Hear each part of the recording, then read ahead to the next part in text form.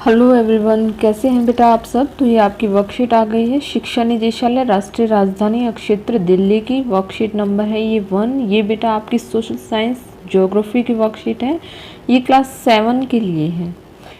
यहाँ विद्यार्थी को अपना नाम लिखना है और यहाँ अपने कक्षा अध्यापक का नाम लिखना है। तो चलिए बेटा शुरू करते हैं वर्कशीट को। वर्कशीट है इन्वायरमेंट। इन्वायरमेंट मीन्स पर्यावरण बेटा। तो यहाँ पर after the long vacation, when Ravi started going to school again, he noticed that the only playground next to his school was dug up. Means बेटा लंबी छुट्टी के बाद जो रवि है वो स्कूल जा रहा था, तब उसने देखा कि उसके स्कूल के निकट खेल के प्लेग्राउंड में यानी कि मैदान में खुदाई हो रही थी। People said यानी कि लोगों ने कहा that a hug building with many flats will be concert there, कि यहाँ पर जो है बहुत सारे आपके जो खेलने का मैदान था यहाँ पर, तो उसमें लोगों ने बताया कि वहाँ पर घरों वाली एक बड़ी इमारत बनेगी यानी कि बिल्डिंग बनेगी। Ravi was almost in tear when he realized that the big playground with its soft grass, marigolds and butterflies is gone forever. तो फिर उसने रवि ने बेटा उसकी समझ में आया कि मुलायम घास, गेंदे के फूल और बटरफ्लाइज में तितलियों वाला विशाल मैदान बिग ग्राउंड क्या हो गया, अब हमेशा के लिए नष्ट हो गया है। He shared his feeling with his classmates. उसने जो अपनी फीलिंग है वो अपने किसके साथ शेयर की बेटा, वो अपने फ्रेंड्स के साथ शेयर की उसने। नेक्स्ट बेटा in the assembly the principal too sadly observed. तो उसने जब वो उसकी आंखों से आंसू झलकने लगे थे, उसने यह बात अपने सहपाठियों को बताई यानी कि अपने क्लास फ्रेंड्स को बताई। और सुबह की सभा में प्रधानाचार्य ने भी बहुत उदासी से कहा कि see how whatever you see in surroundings said the teacher, कि उसके जो प्रधानाचार्य थे उसने बड़ी उदासी से कहा और देखो कैसे हमारा पर्यावरण बदल रहा है। तो नेक्स्ट है बेटा कि Ravi thought aloud, that means the school building, table, chair in the classroom, even that open field, the road, the garbage, my friends, all are parts of our environment. तो उसने जो है बेटा रवि ने वहाँ पर कक्षा में पहुँचकर शिक्षक से पूछा कि पर्यावरण क्या है, इन्वायरमेंट क्या है।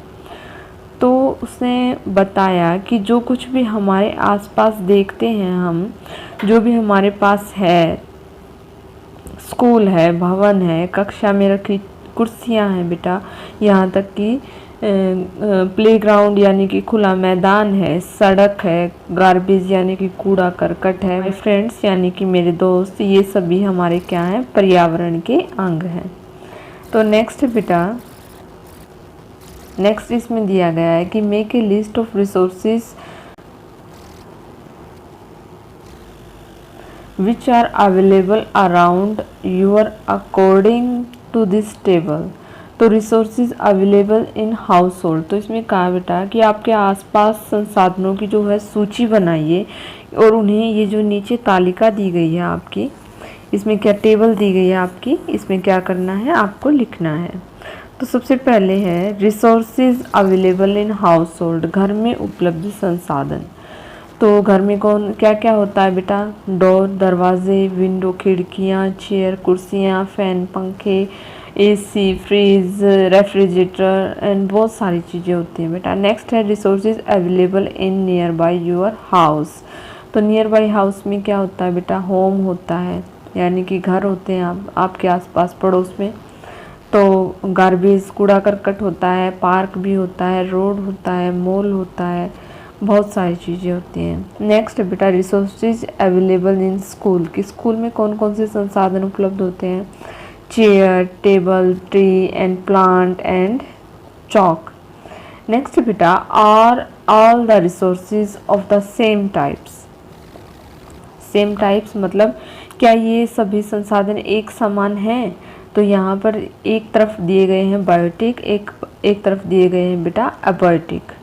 तो ये क्या होते हैं, बायोटिक्स होते हैं जीवीय और एबायोटिक होते हैं अजीवीय। Biotic the world of living organism, example है बेटा प्लांट्स एंड एनिमल। तो इसका मतलब है बेटा सजीव प्राणियों का संसार, जहाँ सजीव लोग रहते हैं, सजीव आदमी होते हैं, यानी कि जो सांस लेते हैं, जो चलते फिरते हैं।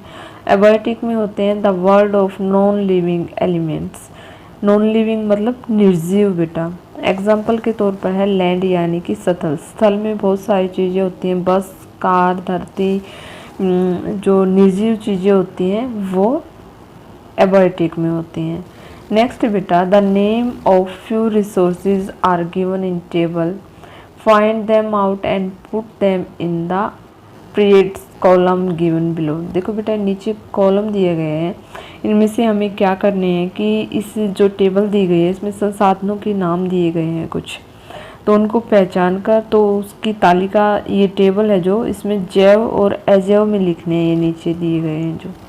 तो इसमें हम क्या करेंगे बेटा, इसमें सबसे पहले हम सर्कल लगाएंगे। सबसे पहले है ये हमारा, सबसे पहले है फॉरेस्ट। फॉरेस्ट ये रहा हमारा फॉरेस्ट, FOREST फॉरेस्ट। नेक्स्ट है हमारा डिज़र्ट, DESERT डिज़र्ट।